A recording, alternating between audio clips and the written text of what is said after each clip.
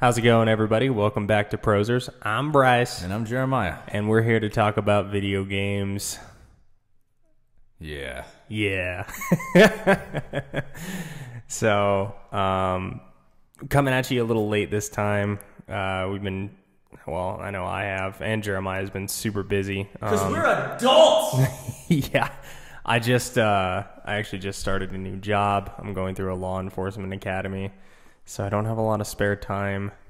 And I just started a new job. And Jeremiah also just started a new job. Look at us. We're adulting. Yeah. Getting new jobs. Take notes, people. Yeah. We're super good at this. No, this is this is how you do it. So, in the last podcast, we mentioned that we were not going to have a feature game this week and that we were just going to cover E3.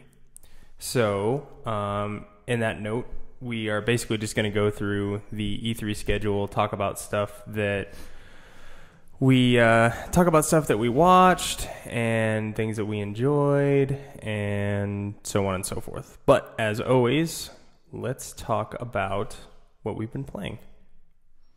Oh, I've been playing Days Gone. Yeah, I'm trying to finish it. Yeah, you told me that, well, what was it, like last week or something like that, you were going to use this time that we don't have a featured game and just kind of push to finish it. It's been awesome because I don't have to worry about, oh God, I need to get more things done so I can have things to talk about. No, I just got to play the game and it was a lot better. By the way, have you been playing that game? Days Gone? Yeah. No, I've been concentrating on Batman, actually. Okay. Well, I'm not going to talk too much about it. And Spooderman. Okay. I need to finish that one too. That'll be one of the next ones. But yeah, I've been trying to progress with the story, and it's got some twists and turns. Been playing that with my buddy Shesh, and it's a good thing the story is really good because there's some glitches in that game. Yeah. I got pushed through a wall by a zombie the other day, and then I couldn't get out. I had to go to my last checkpoint, and that pissed me off. Yeah, I think so. I want to play it more, but I think honestly I'm just going to spend most of my time, I guess, just waiting almost, because it seems like they're updating that game like every other day. Like every time I get on my PlayStation, it's like, oh, your update for Days Gone is completed, and I'm like, maybe if I just give it like 6 months and let it install. But I mean, like even in the state that the game's in, it's still pretty fun to play because when I was playing it last time, there was this mission. It's the unpredictability of it that makes it enjoyable, right? You know, because I was playing this mission last time, and you had to go and collect intel from this WHO base or whatever they're called. And while I was doing it, there was only 5 or 6 zombies there. I'm like, all right, I gotta clear these guys out.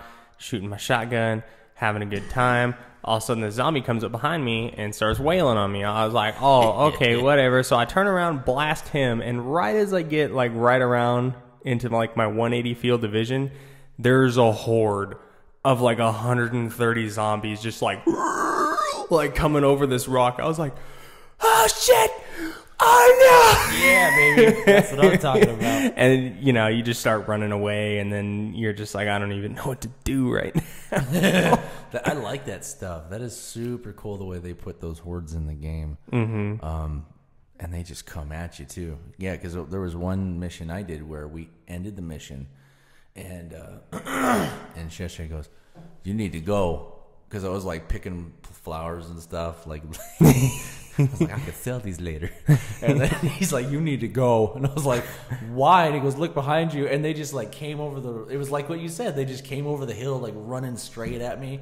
I was like, ah!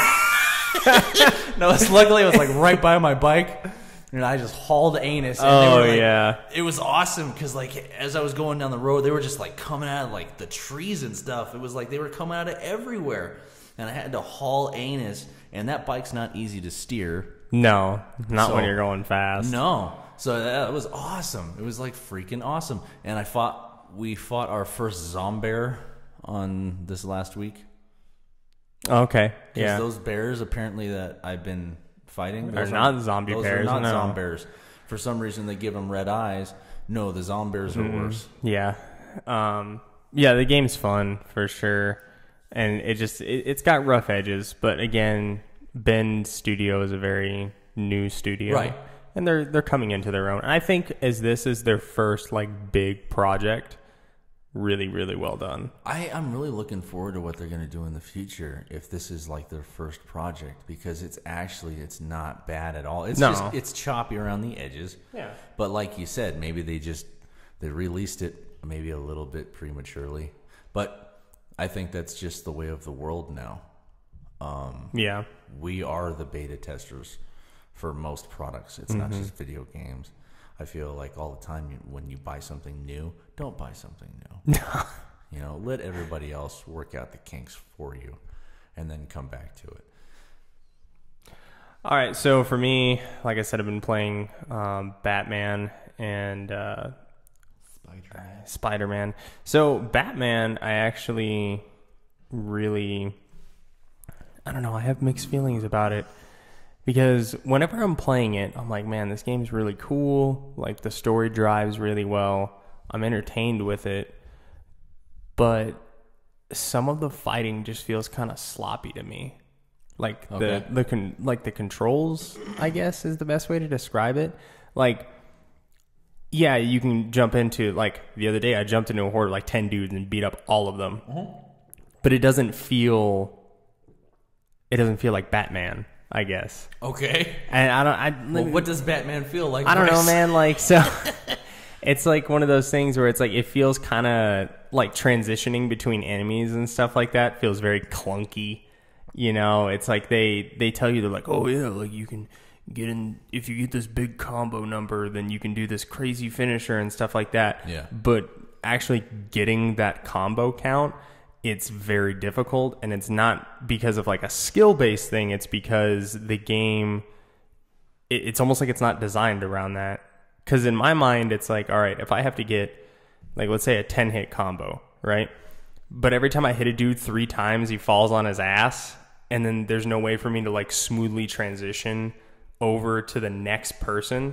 I mean, like, you have like the dodge roll mechanic or whatever it is, the dive thing that you can do. Right. But that's kind of like, it's like a loosey-goosey thing. It's not like, you know, like a lock-on type thing. Like, that's the kind of stuff that I like, where like you're locked onto the enemy and then you can hit like the right stick to transition enemies really quick. Right. So with that, I'm kind of struggling with, but it's still a really fun game. And I feel like all other elements, it captures Batman well. Yeah. Even if I do get that stupid college humor thing stuck in my head. God, you watch too much of that crap. Well, and you're still on Asylum, right? Yeah. Okay. So, and I'm assuming it'll get better as I go along, but it's going to take me a while to get through them because, you know, I can really only play them about 2 hours at a time before I'm like, all right, I need to play something else. Which, ironically enough, I'm like, I'm really sick and tired of playing this superhero game. What should I play? I'm like, Spider-Man. Yeah. Because, I mean, Spider-Man's fun. I love Spider-Man. The engines are so similar, though, in the fighting mechanics, which is why I got along with it just fine. They are similar, for sure, but I think that Spider-Man has that transitional thing way better than Batman does. The locking is a lot easier. Yeah, so it's like, if you're fighting a dude, you can dodge and then just like web zip over to a guy and continue your combo. And having that is really nice. And it's same with like Shadow of Mordor, like God of War or something. Well, the new God of War. Well, even the old God of Wars are like that too. Like, that transition is what makes a good combat system in a game like this for me, is being able to smoothly transition between, you know, 7 or 8 targets over like a 30 or 40 hit combo. I think that you'll find that by the time you get to Arkham City, that it's cleaned up a lot, because I remember thinking that too in Asylum, that it was hard sometimes. I was really trying to see just how high I could rack up that combo. Yeah. And yeah, it was like you would knock out the only dude that seemed to be in your area, and he just wouldn't lock on to the next guy, and you're like, come on, man, you're fucking my combo right now. Yeah. You know? Yeah. But I think that they tighten it up. Yeah. So I'll see how that goes. I started Outlast 2. which I talked to you about that. I think that was yesterday, wasn't it? Yeah. It was last night. Yeah. So did you make pee-pee on that game? No. So I don't know if it's maybe because like I know what to expect with an Outlast game now that I finished the first one. But to me, this one, it's not as like scary as the first one, and I think the setting might have something to do with it. Now, I talked to you about this yesterday, but like the real world side of it, I would be 10 times more terrified. I'm more terrified of Outlast 2 real world side than I am the first one, because the first one's not quite as believable. Cults scare the dog shit out of me. Yeah. Because I know they're real. Yeah. Like there are cults out there where people like think that they're gods and they like murder people, and it's just not cool. Or they think the end is coming. And Yeah. Yeah. Well, yeah. History has some really dark pages in that. Yeah. So I think also too, I might just have to put more time into it. I do like that in the second game, there's way more like voice acting. So like your character actually talks and interacts with people. Okay. And, he like kind of talks to himself and stuff like that versus, just the silent protagonist that you had in the first game. Does this one take place in Colorado also? No, this one actually is in Arizona. Aw. So that was the coolest damn thing when we were playing, when you showed me that game, when they mentioned Pueblo in the beginning of the game. I had to like tell myself, did I hear that? You didn't hear that. Mm-hmm. And then you guys go, yeah, this guy's from Colorado. It's like, holy shit. Yeah. That's pretty cool, man. It is pretty cool. But nobody's calling you a little pig on this game? No. Jesus Christ. So, but yeah, I mean, so far it's pretty good. One thing that I do like, they kind of got rid of like the menus, if that makes sense. So now it's like, so remember before, like if you wanted to review your notes, you would hit the touchpad and then like it would kind of pause the game and then you would have a menu. Well, now when you do it, your guy just like looks down at his camera. Oh, okay. And then you can like kind of review the footage that you've taken. And then like if you want to see how many like batteries you have, you have to like actually like look down in your pocket and see how many you have. It's not just like a little number or something like that. It seems like this game was set and geared towards 3D, because that seems kind of immersive. Yeah, like VR type thing maybe. That'd be cool. But yeah, I think overall it's a pretty good game for sure. And I need to devote more time to it, because like I said, I think I maybe have 2 hours into it. Maybe. Okay. So not too much. Way more dedicated into Batman right now. You won't catch me pitching a bitch over something like that. Yeah. I think more people should be more immersed into Batman. Oh, man. All right, so let's go ahead and get started talking about E3 stuff. So first thing I want to talk about is kind of some sort of crappy stuff. So EA was supposed to announce this new thing for Anthem at EA. Or at E3. It was supposed to be some DLC or something like that. Why? But they came out like a couple weeks before E3 and they're like, we can't do it. Like, what? We can't. Like, what do you mean? Like they so like as budget wise? Yeah, and well, not even budget wise. Just like even BioWare was like, we do not like this game. Like, like BioWare straight out came and said, they're like, we know we screwed the pooch on this one. So we're going to delay this launch for like, it was some like raid or something like that. That we're going to delay this thing for Anthem until we can improve on it later. I don't think it was them that screwed the pooch. I think it was the people that were giving them orders. Yeah. So, but I do kind of want to use that to transition and talk about EA, and I want to talk about the new Star Wars game. Cool. Which Jeremiah and I just watched the gameplay trailer together like 5 minutes before we started this podcast. Looks pretty cool. So, again, I think it looks amazing. Yeah. But here's my problem. So did Anthem. Oh, okay. So you're really hesitant. Yeah. So it's like one of those things. It's like, so I know it's going to be a single player game. There's not going to be any kind of online content for this game or anything like that, other than like, I don't know, maybe you might be able to buy like some different colored lightsabers or something, which I don't care about. You know what I mean? Like, I understand like the microtransaction thing. Like some people hate it, but for me, in general, as long as it doesn't affect the gameplay, I do not care. All right. I'm like, yeah, if you want to put that in the game and someone wants to spend their like 99 cents on a different color for their lightsaber, that's all on them. Yeah. But for me, I'm not going to spend that money because I'm here for the story. Right. But I think the game looks sick. And I'm actually, I want to be excited about it, but my brain keeps telling me that, like, it's made by EA. Yeah. Don't get your hopes up, you know? Yep. That's right. It's like, doesn't matter what kind of skirt this girl's in. You remember that she slapped you last week. Yeah, Okay? exactly. She looks hot right now, but just remember, she tried to stab you yesterday. Yeah. And she always wants your money. Oh, okay? man. That's all she wants is your money. I feel like playing EA games is similar to being in an abusive relationship. Yes, absolutely. Because they do have good ideas sometimes, and it's like a good concept. Yeah. But they just have no follow through, man. No, not at all. So anyways, yeah, overall though, the game looks sick. Like, they nailed, from what I can see, they nailed the Force gameplay. You know what I mean? Yeah. Like, when he's going through, and are you still stuck on that? was hilarious. She stabbed you last week. Yeah. Oh man. Yeah, the Force gameplay is pretty sick. Like I was telling you, I think this guy's really overpowered. Like, He's a Jedi. but he's stopping time and he's walking freely. It's not like on other games where they simulate like a dude's adrenaline kicking in and like everything slows down and then he's a little bit faster than other people, but he's still slowed down. No, this dude's like he's walking regular as things have slowed. Yeah. Like, dude, send this guy after Emperor Palpatine. It's done. It's fucking over.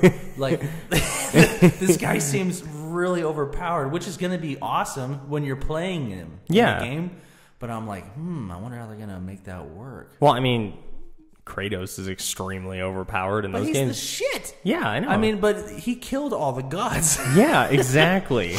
So this guy's probably not much different, but I hope so. Yeah, no, the Force gameplay looks sick. Like the scenes where he like slows down time and then like brings the dude in front of his own bullet. I liked that. That was cool. Or like when he like sucks him in and then like stabs him with the lightsaber and stuff like that. Like, this game looks like it's gonna be good. Straight up threw that dude into a machine and he disappeared and comes back as the machine blew up. Yeah. That was awesome. Yeah, I think, and you know, as long as the narrative is there, like, it's gonna be a good game. Because, Better be. I mean, I hate to say it, but EA is literally the only one who can screw up Star Wars. Yeah, I think so. You know, like, it's hard to mess up Star Wars. Like, I'm not a fan of the new Star Wars movies by any stretch of the imagination, but they're Really? not awful. You know what I mean? But I think that's because, like, I like the original ones. Like, I like the ones with Harrison Ford and, you know, all those guys. I like them because they were the OGs and the story was amazing. I feel like it's a money grab. I really do. Like With they're EA? They're coming out. No, like with Disney putting out a Star Wars movie every year. Yeah. I really think it's just a money grab. Now, don't get me wrong. I'll watch them when Yeah. they're on Netflix. Yeah. But I'm not going to the theater. Yeah. Yeah. It's just, and, you know, I kind of feel that same way about this one, honestly. It's like, is EA capitalizing on this kind of revamped Star Wars craze that we're seeing right now? Yeah. Which, I mean, if they do it well, good for them. Right. You know, but I'm getting a serious, did you ever play like The Force Awakens? I always wanted to. Or not, I'm sorry, not The Force Unleashed. That's what it is. That's another one. Yeah. I never got to play any of those games. So this one gives me a serious like Force Unleashed vibe. And what does that mean? Like, elaborate. So it's like the same kind of game, basically, like a single player like Jedi combat game. But was that one of those games that had a good reception? It was relatively well received. I would say the first one kinda, the second one a little more. Okay. There were some people who just straight up didn't like it. I enjoyed it, That's anything. you know, but I think it's because we came off of Battlefront. So not the new one that EA just came out with like 4 years ago or whatever, like the original Battlefront series. So like right after Battlefront 2 is when The Force Unleashed came out, and it was just not like, I think people were expecting more of a Star Wars Battlefront type thing. They weren't expecting a, you know, Jedi based game essentially. Okay. So, but I mean, it looks like it's going to be good. It looks awesome. Yeah. I mean, but like we said, that I don't want to beat that dead horse. It does look awesome, but there's a lot of shit they do that looks really awesome at first. Yeah. So we'll see. All right. So moving on from there, let's talk about the Avengers game that Square Enix is doing. Okay. Did you get to watch anything on it? I think I saw something on it, but I didn't get too excited about it. Yeah. Did you watch, like, what do you remember of it? So I think it's a cool concept. But again, it just kind of goes back to that money grab thing where it's like, are they capitalizing off of the Avengers saga being over with Endgame? Right. Which was great. And it's one of those things, it's like, you know, you watch the trailers and you're like, this seems like it's a good idea. It seems like it's a good game. But I'm just like kind of concerned on the execution of it, especially considering it's Square Enix that's doing it. Like, that's kind of not necessarily their forte, I guess. Oh, you know? Okay. Because I mean, like, I don't know about you, but when someone says when someone says Square Enix, my brain is like Kingdom Hearts and Final Fantasy. And for me, it was Drake and Guard.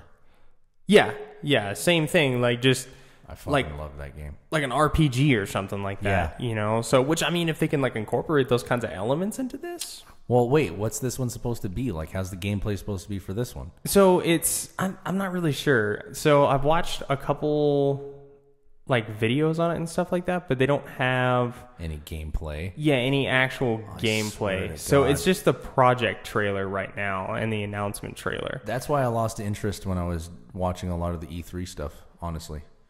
Is because they had no gameplay on over 50% of these trailers that I was watching. And I think I'm even being generous right there. I think it was over 80% of the trailers I saw had no actual gameplay in them. Mm-hmm. They were just movies. And it's like, dude, I'm happy that you guys are that good at creating graphics. And it is impressive. Show me the fucking game. Yeah. Okay? I'm here to see a game. I'm not here to see a movie. Show me some gameplay so I can see how it plays. Well, see, you say that, but I mean, like, you get like hype trains like Death Stranding. Like, think about how excited you've been for that game since it's been announced. Right. And how little of the gameplay you've seen of it. I've only seen a little bit of gameplay, and it doesn't have any of the icons on screen or anything like that, but I can tell that you're watching someone play the game. Yeah. And those ones are cool. Like, honestly, those trailers that I've seen or demos that I've seen have been more impressive to me than the actual like cutscene stuff. Yeah, but I mean, that's what I'm saying though. Like Death Stranding, which we can talk about that in a little bit.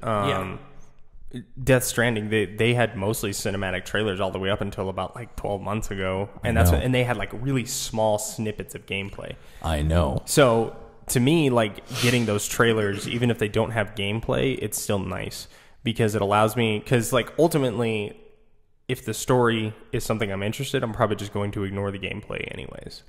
Well, I have to have both, man. I never got into Final Fantasy. Like we talked about this before. Yeah. I hate turn-based shit. Yeah, I don't like turn-based either. That's why I'm glad they're redoing it, because this one looks like it's actual. You have to fight. So let's go ahead and talk about that then. So a lot of people are upset at that. Of course they are, because they're those little dudes that like the turn-based stuff, and that's fine. Yeah. But dude, come on.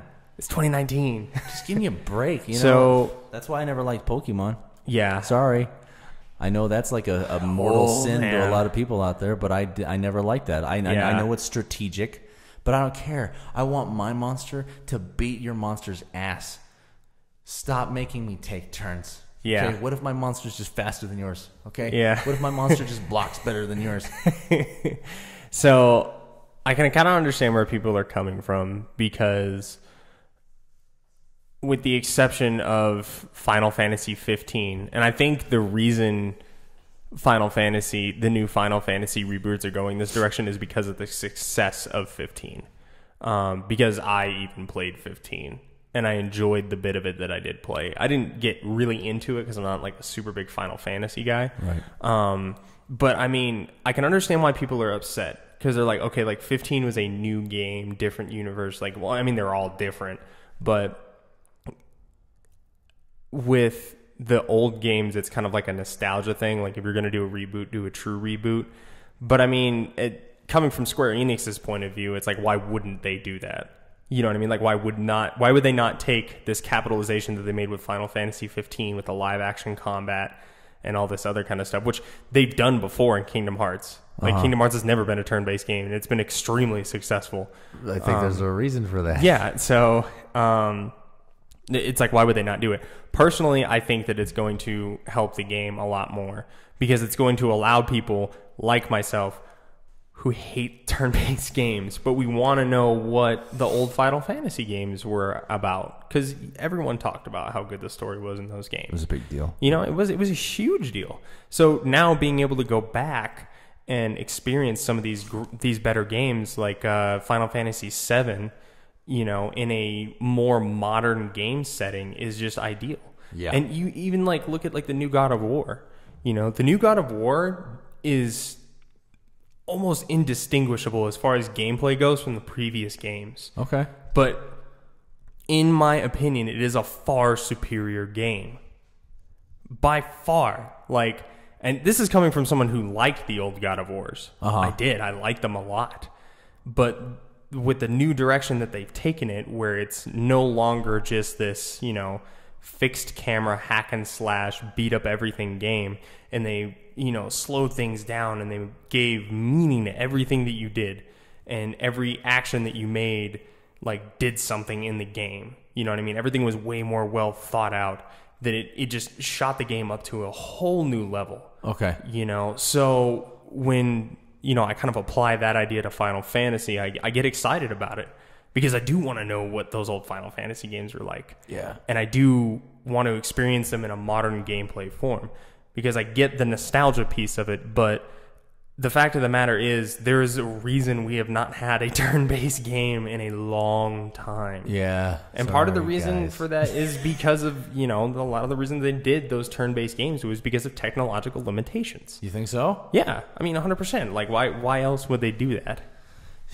I don't know. I just thought there was people that really get off on that shit. Like, but yeah, to me, it's like, I want to kill the guy. Just let me kill the guy. Yeah. Get the fuck out of my way. So, but yeah, I think it's going to be cool. So, anyways, so for those of you who don't know, we're literally just going down an alphabetical list of stuff that we kind of know about of everything that got announced at E3. You're not supposed to say that out loud. For those listening at home, we just brought up Google and we're going right down the list. That's what it is, man. Because I didn't get to watch everything in E3. I didn't. But wait a minute. Yeah. So the Avengers, though, real quick, we don't know how that game plays.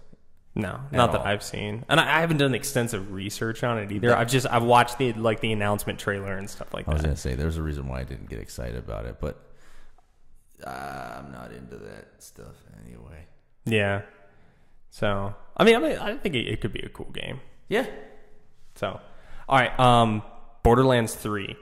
I'm stoked about this game. I've been waiting for this game for a while. Well, I got to play some catch up now. Yeah. They had that Borderlands pack on PlayStation Network, so I got to fire that thing up. Yeah. You downloaded it though, right? I did. Okay, cool. It's done. Yeah. So Borderlands is probably one of my favorite, you know, like cooperative looter shooter games. It's got a big following, I've noticed. To me, it's kind of like the Diablo for dudes who don't like the setting of Diablo. You know what I mean? Or like the gameplay. Like it's Diablo for people who like first-person shooters. Okay. Which is cool. Yeah. I've always enjoyed all the Borderlands games, and Borderlands 3 does not look like it's going to fall short. The pre-sequel was trash.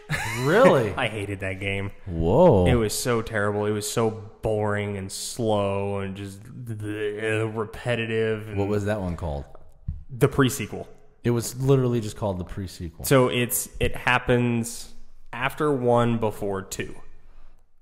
Holy crap. crap, dude. And it was like they put the game out, I want to say like 3 or 4 years ago, but it was not a good game. Like, Was it really half baked or something? Yeah, not even that. It was just like, I mean, I hate to use the word again, but it was like a money grab. Like, hey, we have this huge following. Let's put this game out there. That's what it felt like. I'm not saying that that's what, like, they made that decision because I think it's Gearbox Studios who makes Borderlands. Like, all their other games are really good. But 1 and 2, they're like really just the main ones that you need to know. 2, I think, is my favorite so far. 3 looks like it's going to be awesome, though. Okay. I'm really excited about 3 because I mean, just everything about Borderlands is fun. You know what I mean? Like, what's cooler than having a gun that has like, or having a game that has over like millions and millions of guns in it, all with different attributes and stuff like that. Yeah, I had friends that. I had a friend that he would get together with his brother on like Sundays, and that was their whole thing. It was like, okay, after church, we're gonna get together and we're just gonna play Borderlands. So I just think it's sick. And then, like, the okay. art style of the game and all that kind of stuff is just, it's fun. It's a fun game. The voice acting is good. It's a blast to play. It really is. It has snarky robots in it. Yeah. Who doesn't like a sarcastic robot? Yeah, pretty much.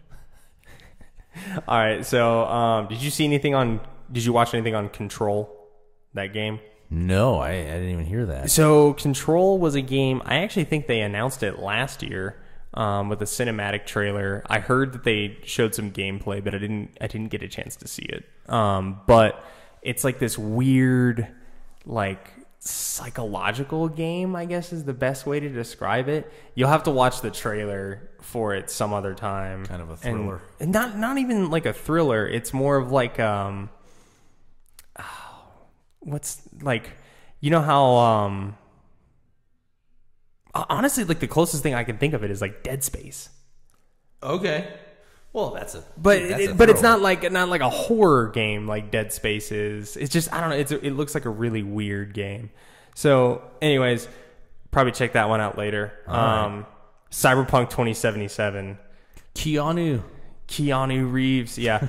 I'm really excited to get another game from CD Projekt Red because The Witcher is just so good, and anything more from them is just going to be awesome. That's another one that I always wanted to start, and I either never had the money when I saw it, or when I had the money, I couldn't find it.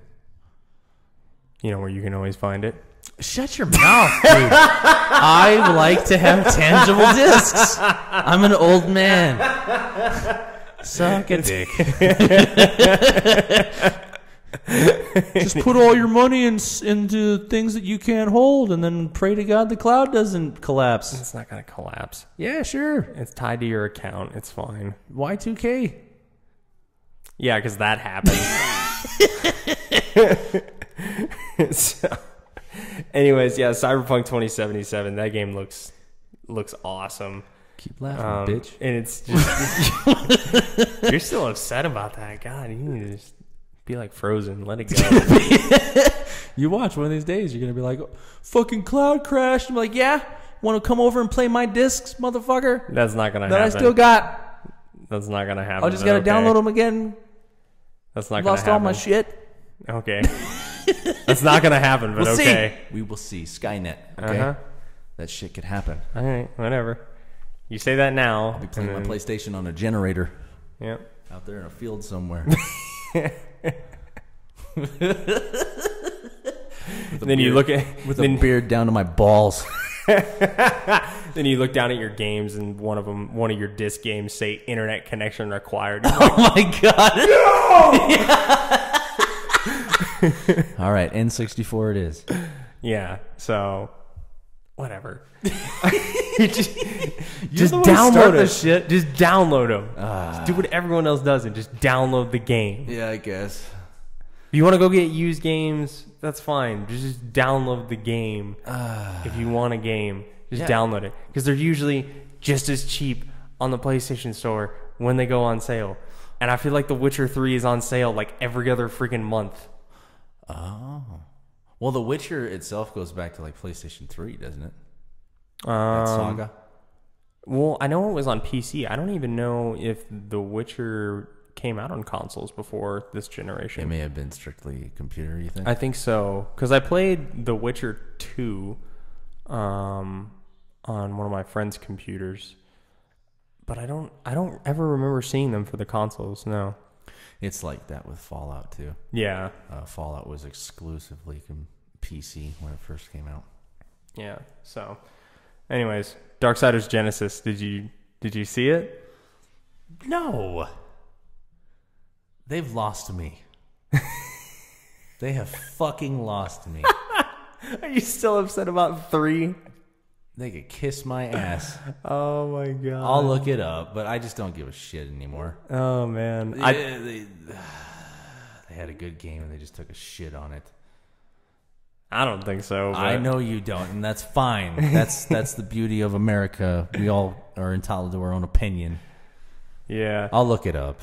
So, I think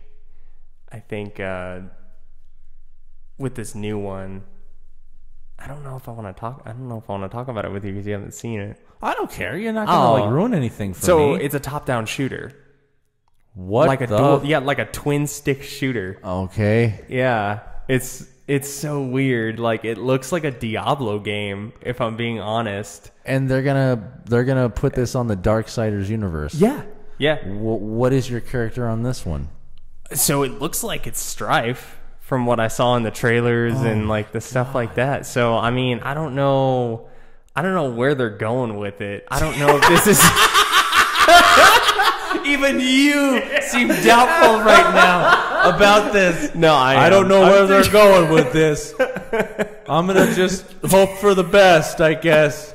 We'll ride it out and see where this goes. I mean, that's basically what I'm doing. Like, I'm like, I don't know. Like, what are you doing, THQ Nordic? Jesus Christ. Because I liked 3, you know? I liked that they slowed down the combat and that, you know, like... Made it fucking harder. Yeah, and all that kind of stuff. Like a Dark Souls up the butthole kind of game. Yeah, I mean, those kinds of games are fun. They're satisfying, except for Bloodborne.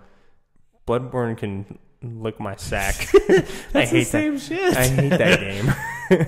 No, yeah, I don't know how to feel about it because I'm like, I love the Darksiders universe, and it's like I get why they did that, but I mean at the same time, it's like, can you just not? Like, can you?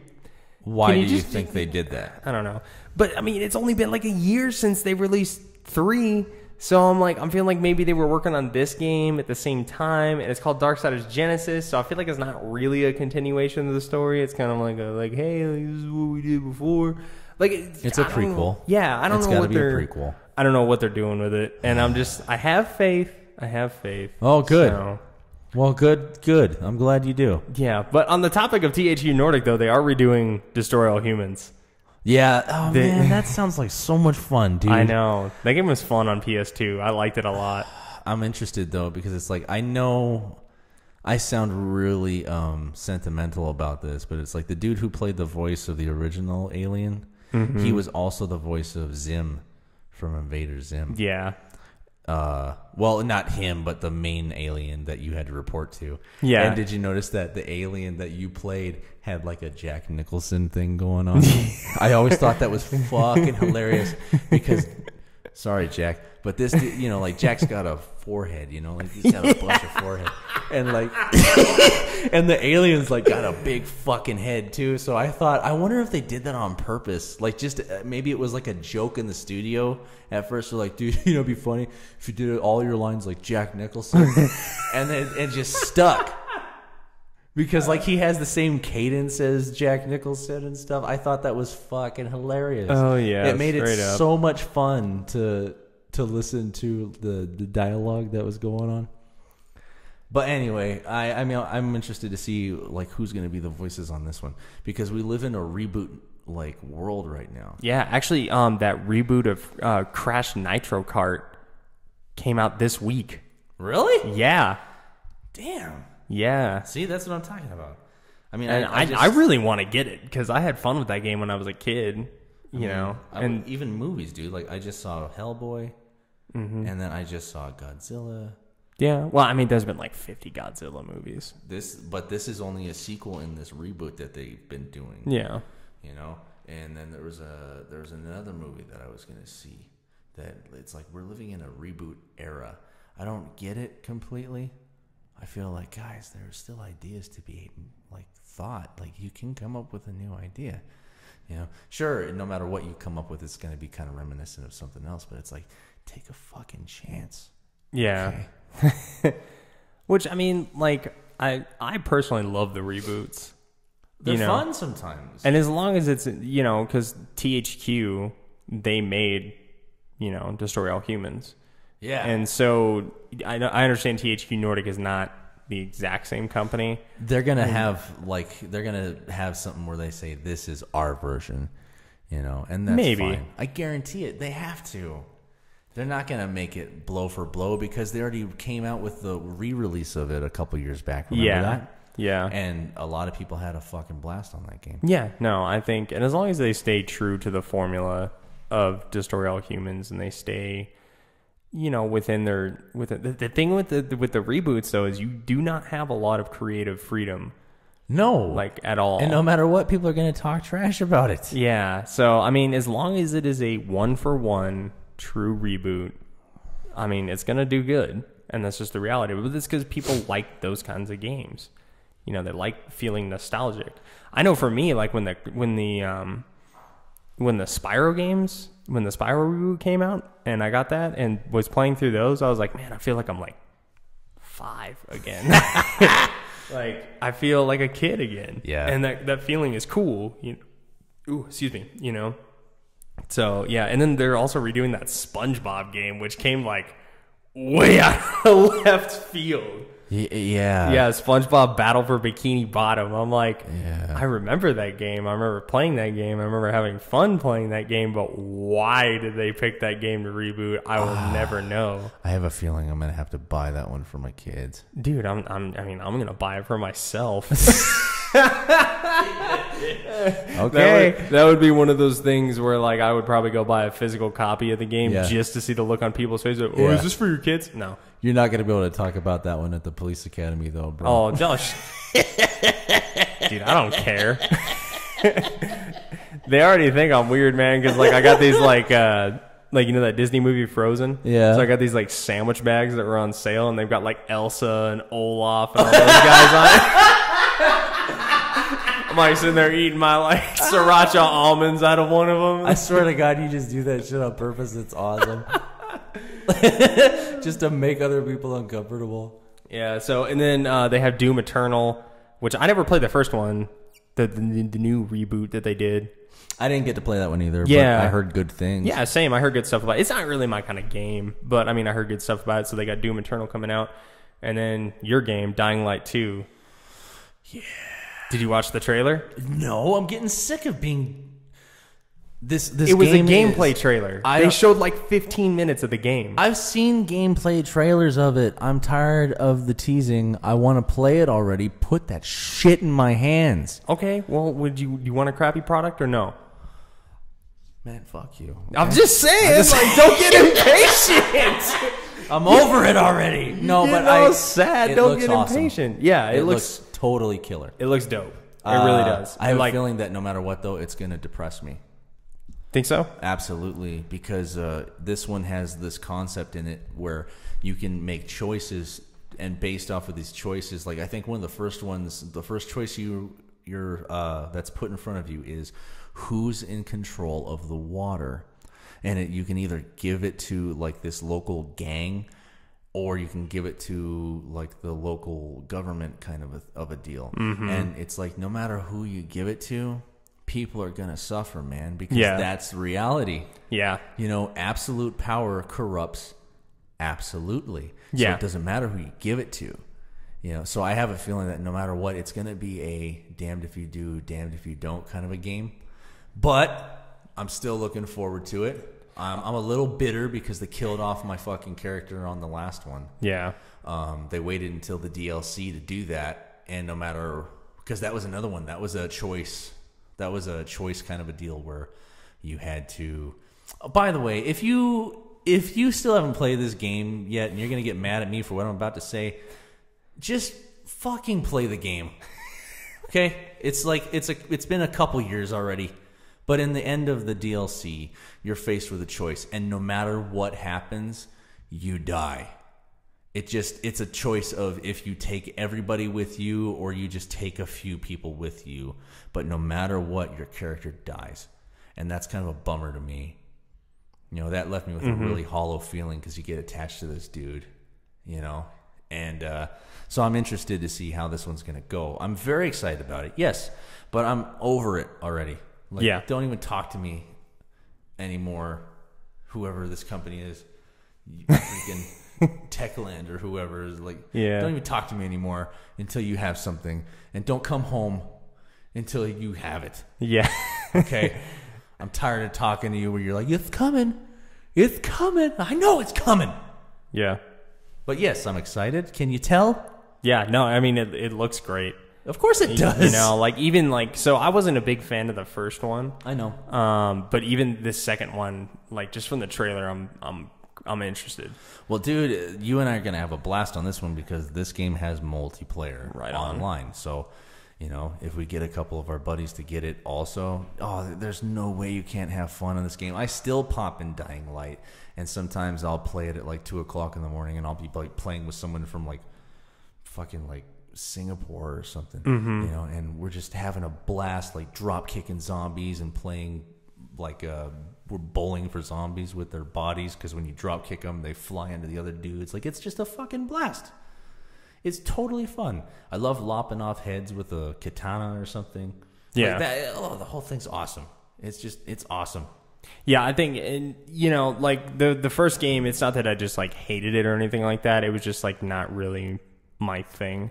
Because I got kind of a Fallout vibe from it.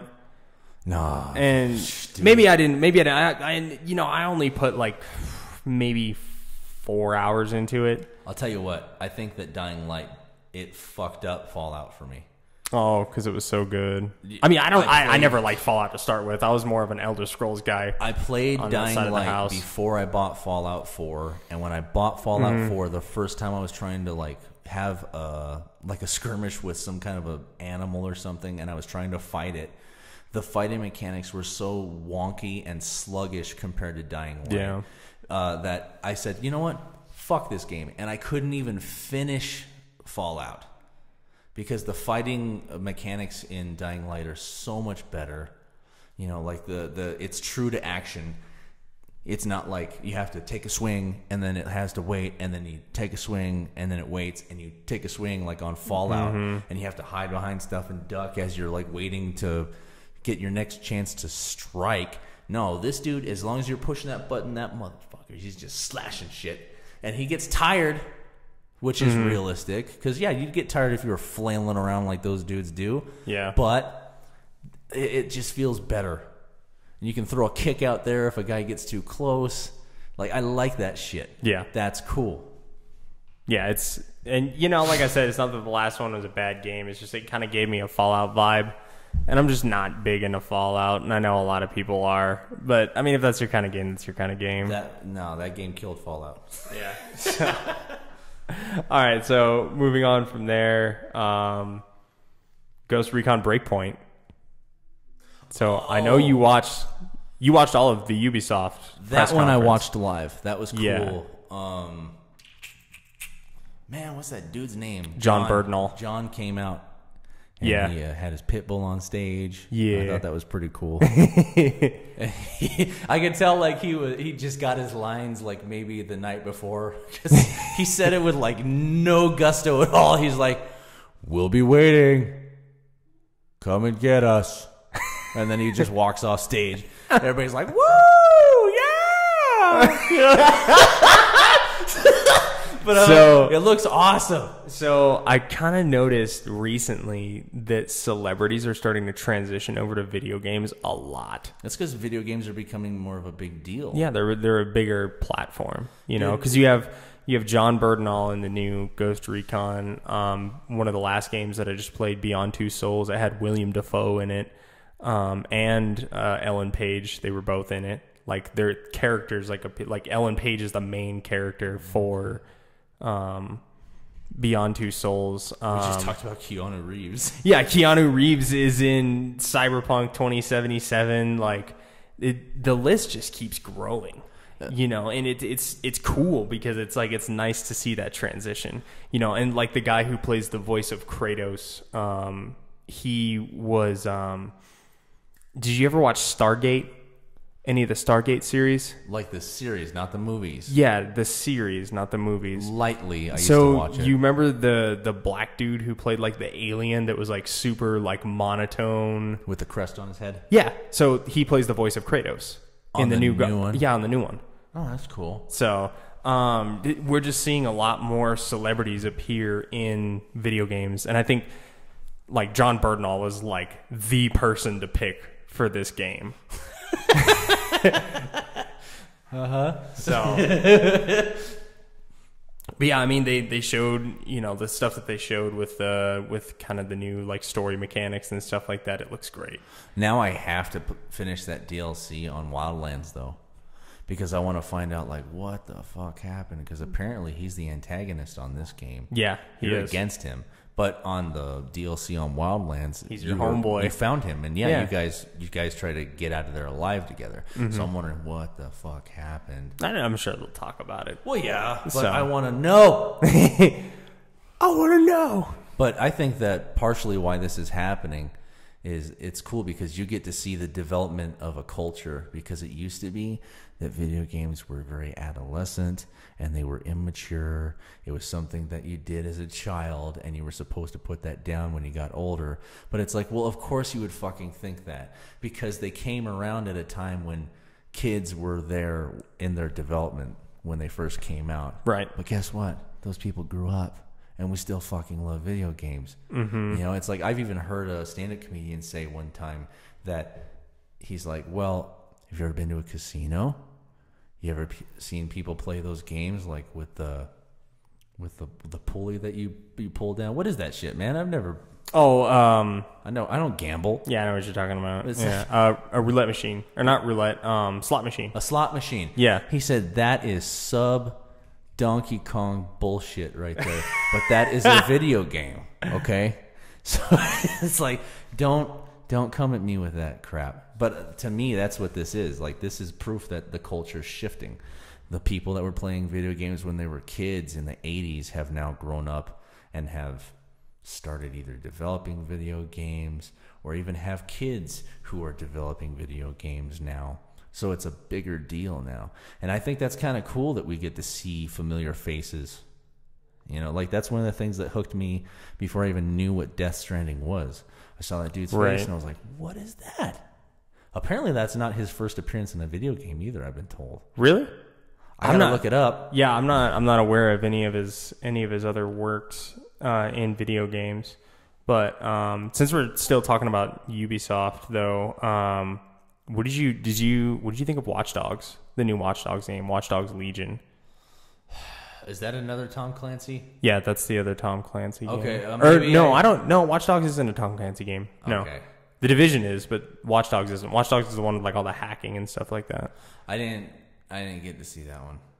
I was watching the Ubisoft one, and it got to where it was just the Tom Clancy show. Like they were like, okay, here's Division, and here's the new Ghost Recon, and they were like even showing off their mobile games, and they was like, look, remember the Splinter Cell guy? He's in this mobile game. But download that shit. You know? No, what'd you call this one? What is it? Watch Dogs. Watch Dogs. So it's the third installment in the game. Is that the one in England? Yeah. Dude, that looks like the shit. Okay, yeah, so you did see it. Oh, I want to play that one. That one looks good, yeah. I felt kind of fucked up, though, when I was watching the trailer. Because, like, I get attached to people real quick. Oh, and that first guy dies? Yeah, like, right away. And I was like, oh, shit, it's like that on this game. Don't get attached to anybody.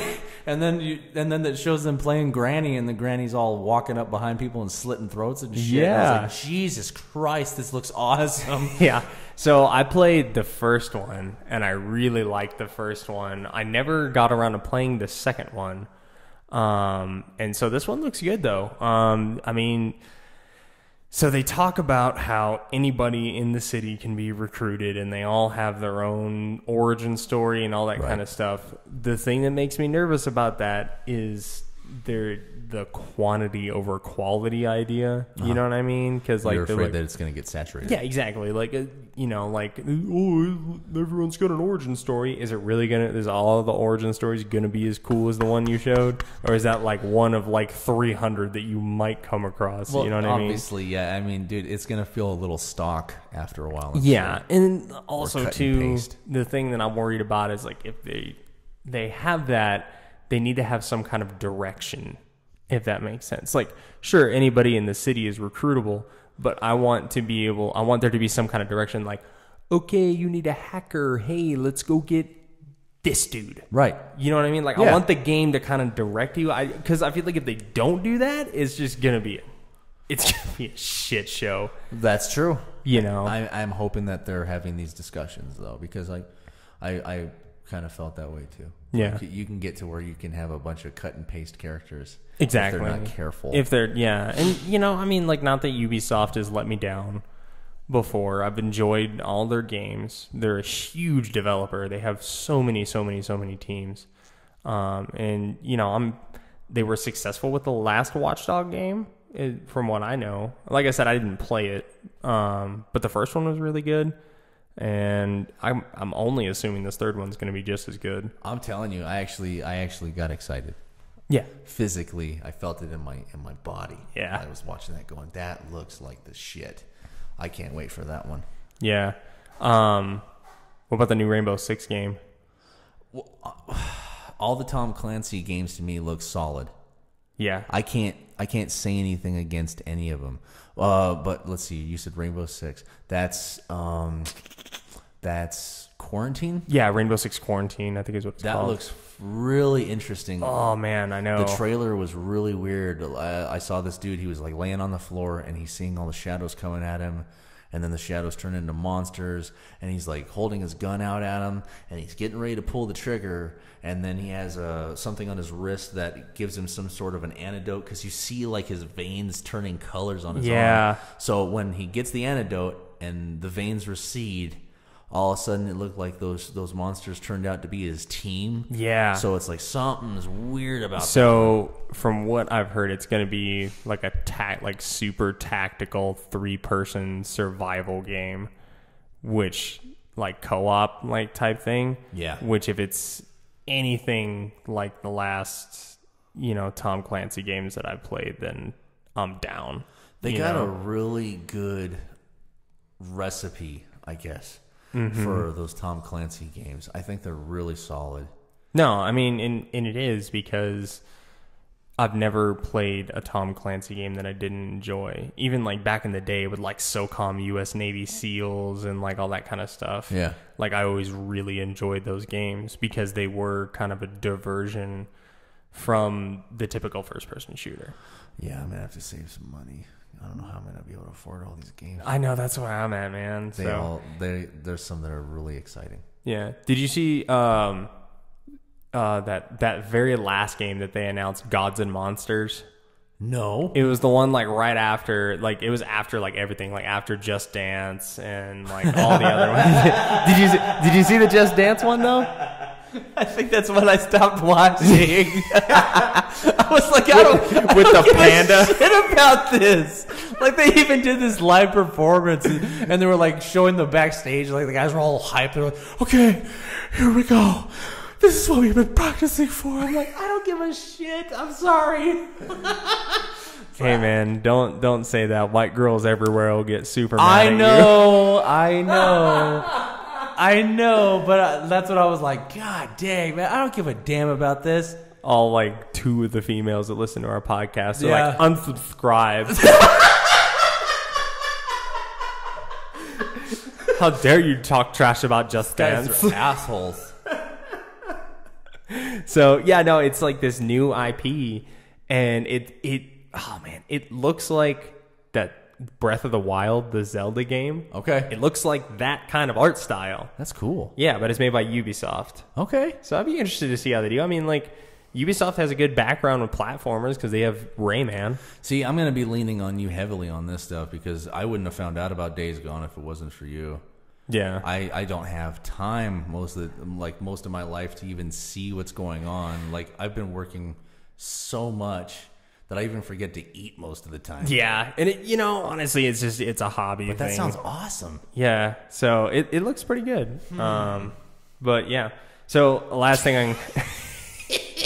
Still stuck on that Just Dance thing, huh? Hilarious, yeah. So, I think the last thing I do want to talk about is something I'm super, super excited about, and I don't want to be excited about, but I am, is the new Call of Duty game. You don't want to be Every excited time- about this. Well, because it's been so long since I've seen a Call of Duty game that I want to play. Like, I mean, World War II was good. That was the last Call of Duty game that I bought. But before that, it was probably 6 years that I didn't even, I think they learned their register lesson, Call though. of Duty. So, This one has first player mode. yeah, this one has a has... story. Yeah, it has, the campaign. They talked about how they're adding, bullet drop and more realistic physics to the game, which a lot of people are pissed. Well, yeah, because it's not a Call of Duty. It's not a laser anymore. Battlefield game. I'm like, shut It's not a laser anymore, practically. Yeah, so and people are getting all booty hurt about that, which I mean, I'm welcoming the change. There are articles that I've read that the game testers who played the campaign, they had to stop playing because they were spiking their controllers. No, because they got super emotional and started crying, and it's supposedly it's really heavy hitting. They're not pulling punches on this game. There's going to be some really controversial stuff in the game. Supposedly there's a part in the game with child soldiers, and you see them dead, laying in the street and stuff like that. And That's modern warfare. that's what I'm saying though. Everyone's like, oh my god, we have to be sensitive. And it's dude, the game is rated M. The game is rated M.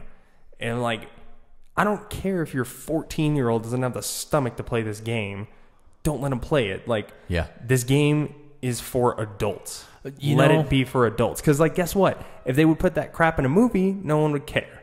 And you know what, man? That is a valid point. I get so sick of people pitching a bitch over the content of a game when it clearly fucking says right there, M for mature. Yeah. If your child is not mature, like indicated in the rating, don't let them play it. Yeah. And, Get a Switch, okay? Yeah, get a Switch where everything's rated E. Well, I mean, I guess Doom is on the Switch, so I can't really say that. But Well, but at least there's more options for your kid, more yeah. sensitive little people. yeah, Which I mean, and it's not like all M-rated games deserve an M-rated rank, But at the same time, it's I don't want to see Activision pull punches on this game because they're afraid it won't be received well. No, I get that. I think that's good. Yeah. I feel the same way about Grand Theft Auto. Everybody cries every time there's a Grand Theft Auto and they talk about how controversial this game is. It's stop buying your kids Grand Theft Auto, you fucking prick. Yeah, And if you're gonna buy it for them, don't be surprised when they start screwing hookers on the game. Because guess what? You can. So as long as you can, that's what they're gonna do. And if you have a problem with that, don't buy the game. yeah. So Easy. So, all right, that's interesting. That makes me more intrigued about this yeah. game. So they're doing more with that. I've heard some rumors saying that they're moving away from the battle royale thing, saying Activision. I think it's Activision who's heading this one. I'd have to look it up. But they're saying we want to move away from that because that is not what Call of Duty is about. And I'm like, good. Yeah. Because friggin' Treyarch did the last one, and they're like, hey, it's a really good idea if we jump on that battle royale boat. Let's just Let's just suck that dick. Yeah, no joke. Well, did you see on a side To note, completion. did you see when 76 they were talking about okay, guys, it's been a long year. We've had some problems, but we've really been making improvements, and they jumped right on that battle royale wagon right away. They were like, well, guess what? Now you finally have little people in there that you can interact with that aren't other people that what is that called? NPCs. They finally put NPCs in the game, which it should have had the whole time. But they try to say, well, you were establishing your colonies and you were making the world safe, so that's why they weren't there. Yeah. Now you finally established the groundwork, so we can put them in. And then at the end, they're like, and battle royale, here comes the storm. It's like, oh, you fucking followers. It's like, so will somebody please just pull that trigger already and let's end this. I'm sick of it. Just kill it. Absolutely. Put that horse down. I'm sick of it. You want Battle Royale? Do you? Is that what you like? Okay. Play Fortnite. Okay? Or play Apex Legends. A lot of people even like that one better than Fortnite. There's a lot of people that have gotten rid of Fortnite after playing Apex. No, Apex is way better than That's Fortnite. what you're into. Play that. But please stop putting it in my other games. Yeah. Leave the Battle Royale to the Battle Royale games. I was so stunned when I saw that Black Ops 4. Yeah. I couldn't believe how they did that. So, I'm actually really excited about Modern Warfare. Yeah. I'm really looking forward to this one. And not to mention, they brought back, Captain McTavish and stuff like that. There you go. Oh, man. All the characters that I loved in the Modern Warfare series are there again. Because that game goes back to PlayStation 2, doesn't it? No, the original Call of Duty 4 Modern Warfare was a PS3, Xbox 360 release. There we go. And they were all, I think the first one that was on the PS4 was Black Ops 2. Okay. Yeah, it was. It was Black Ops 2. It was either that or whatever, Advanced Warfare, whatever the hell it was. Is that the one where you could run on walls? I think it was Ghost, maybe. Okay. I don't know. It was one of those Call of Duty games. I think it was after Black Ops 2, actually. They kind of went left field, I've been told. Oh, man. After a while. Oh, dude. It was every time one of them came out, it was oh, man, here we go again. It's just, can we get some boots on the ground Call of Duty games again? I don't want to be doing backflips off of walls and jetpacks and... I think they got that though, because you notice that they did World War II. Yeah, which was good. I didn't get into the online gameplay on that at all. They did have some cool modes that were like a pushback mode. So it was in these settings of these historical wars, like the Normandy Beach or something like that. One team played the Americans and the other team played the Nazis. And if you were a Nazi guy, you started off in the machine gun nest, and as everyone was coming in, you're just laying down fire, killing people, and then eventually they'd push up. But every time you got killed, you'd respawn in a different area, and you weren't allowed to go back to where you were. Right. So that was cool. I liked playing that. The zombies was great. Zombies is always fun. Yeah, but this new one's not going to have zombies. They said that. But they said they're going to have another cooperative gameplay mode, which I think is going to be that survival mode that was in Modern Warfare 3. You watch. They'll have a zombie DLC after a while. Maybe. I guarantee it. I don't know if they necessarily will, because the zombies is more tied to the Treyarch games. The Black Ops games. Right. Who is it? No, Activision makes Black Ops. Treyarch and Infinity War make the other ones. Oh, cool. All right. So, Activision is generally more the zombie game one. So, because they had it in World at War, the original Black Ops 2, all the Black Ops games, they're the ones that are known for having the zombies. And then the Treyarch and Infinity War, which I don't even know if Infinity Ward is making even a part of Call of Duty anymore. But back in Modern Warfare 2, Modern Warfare 3, they were. And they did the survival mode thing where you're fighting against enemy bots and stuff like that. Okay. So cool. But anyways, the last thing I kind of wanted to talk to you about, I don't know if you saw anything about it, but Xbox announced their new console. Well, not their new console, but the project for their console called Scarlet. It's got some pretty impressive hardware in it, But the big thing that I noticed from it, and I got to turn on the light. Okay. Dark in here. Well, So the big thing that I took away from it was they are going to have 2 models. So one of them will have a disk drive, and one of them will not. okay. Weird. Yeah. I heard that consoles are going to start doing this. Even Nintendo's going to have another Switch kind of a thing where there's options. There's going to be one that they say this is the one we recommend for handheld, and then here's the one that we recommend if For you your want to plug home, into yeah, a your TV. home use. Yeah, because I guess one of them has better quality or something like that. Yeah. And I thought that was pretty interesting. And there's been analysts looking at the way the new console generations are going, and they think that this next generation of consoles is going to be the last like console in the way that we know it. So they're changing. They predict that what's going to happen is this new console that's going to come out is going to be a platform and not necessarily a console. Oh, like you have to modify it or something? Yeah, you have the option to do that. So Yeah. instead of releasing a new console every like 6 to 8 years, what they're going to do is they're just going to release new hardware, which I think is really good because I mean, like, so ideally, I would like to get both of the new consoles when they come out. Like that's what I'm putting my money away for because that's what I want to do. I want to have both. Yeah. Because I want to be able to compare, you know. So, you know, with the new PlayStation coming out, which I was actually really surprised at how little PlayStation had at E3, because there was nothing about the new Last of Us game. Like they held back everything. Well, basically. Sony, did they even show up? No, they this didn't even year? show up. That's They all I weren't even heard. there. So, Jesus. which I mean, that's understandable. They're probably saving it for Paris Games Week, which is in like August, I think, like August or September, because they've had some pretty big announcements during Paris Games Week. That's when they announced like Ghost of Tsushima and stuff like that. Yeah.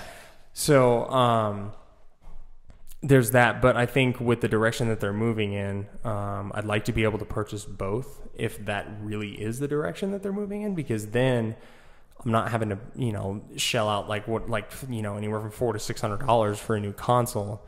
Instead, I can just pay, you know, $250 and get a new insert for the Yeah. console. Essentially, just upgradable stuff. I hope that it's just, I hope it's not one of those things where you're going to lose all your information or your old games or something. Well, PlayStation, I don't know about Xbox, but I know PlayStation. Actually, no, I did read an article. The new Xbox is going to be backwards compatible all the way to the first one. Jeez. All the way back to the first one. Oh, that's really tempting. Yeah, so the new PlayStation game is going to be backwards compatible with PS4, and then they're going to have their PS3 library available on their streaming service. So they're going to be adding a bunch of games on that. And then with that partnership with Sony and PlayStation, with that Microsoft program, I think it's called like Stadia or something like that. Okay. It seems like they're moving towards essentially being able to have backwards compatibility through like a cloud. Huh. So essentially they're just going to upload all the games that ever came out I'm assuming is the idea for this. It's just like all the games go into this big hub, and then you can just draw from that hub. For a membership or something. Yeah, That would be awesome. which would be sick. Jesus. And even like a lot of the game developers are moving towards a monthly subscription style thing, because Ubisoft announced that like Ubi Club Plus or wherever it is for their PC gamers, where saw like you that. pay like $15 a month and you get access to every game that Ubisoft has ever made. That's a big deal. Yeah, which I mean, honestly, like I feel like that the way that the game market is moving right now, that is probably the best move that you could possibly do. So like maybe with your, you know, because I'd like to support developers. You know what I mean? Yeah. And developers, if they get your money on a regular basis, that's more money for games, right? Which Right. potentially could be bad because they could be like, well, we already have your money, so we're just going to release a crap game. But I'm looking at you, EA. No, who would do that, Bryce? I'm looking at you, EA. Nobody would do that. So, I mean, there's a potential that they could just take your money and be like, well, okay, here. We said we were going to release a new game, but we didn't say it was going to be good. So, I mean, there's the potential for that. But, I mean, if, you know, because, I mean, like, honestly, like, I don't buy brand new games that often.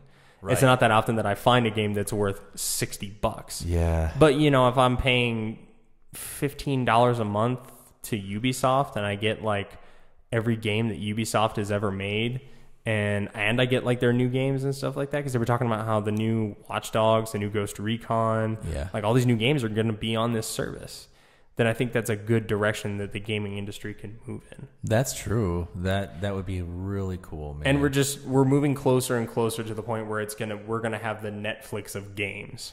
You know what I mean? Yeah. Which would be sick. Like, you pay $15 a month and you get access to, you know, thousands and thousands and thousands of games that you can just play whenever you want. It doesn't take up space on your hard drive or anything like that. And you could never leave your house again. Yes. That would be awesome. Yeah, so I think that's a really cool direction. And I think with the direction that PlayStation and Xbox are both going in, I mean, I'm excited about it.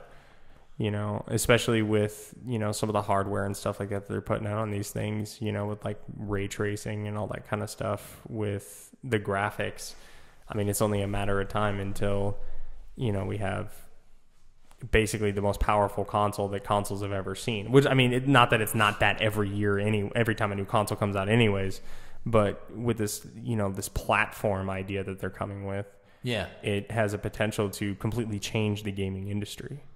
Yeah, and potentially it wouldn't be quite as much money.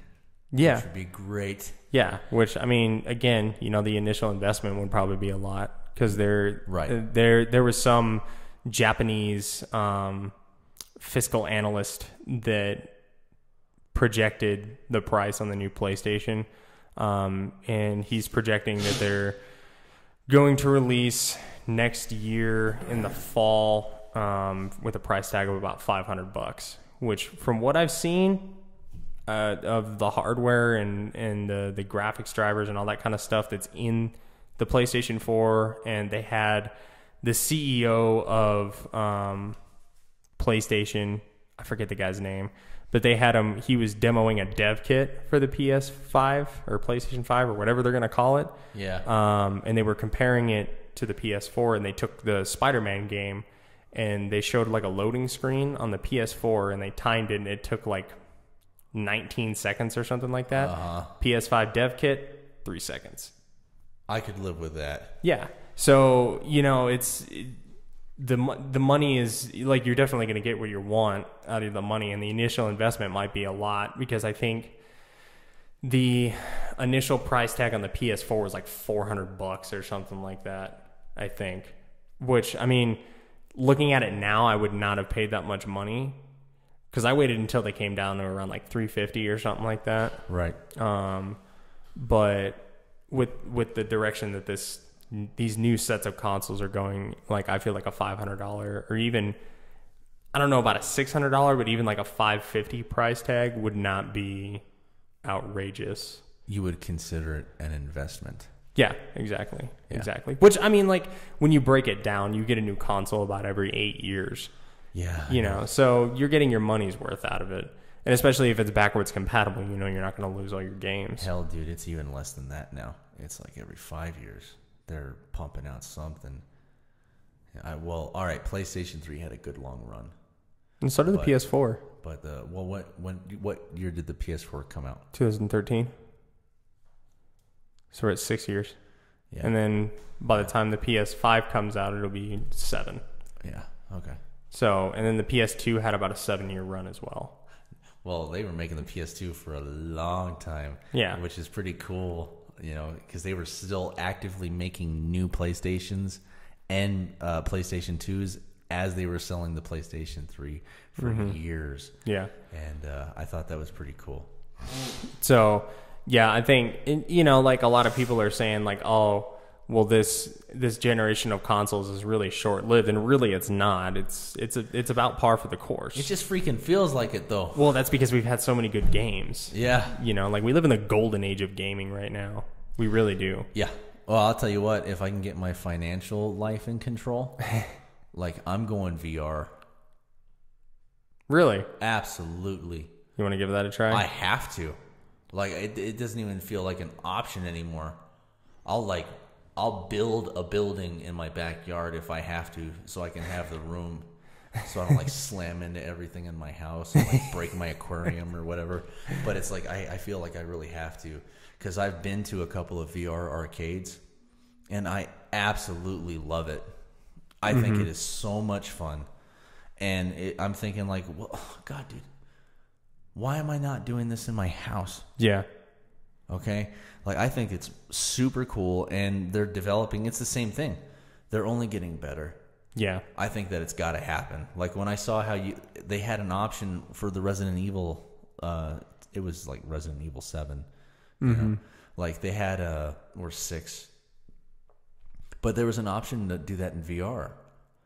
I was like, man, how sick would that be? Oh, yeah.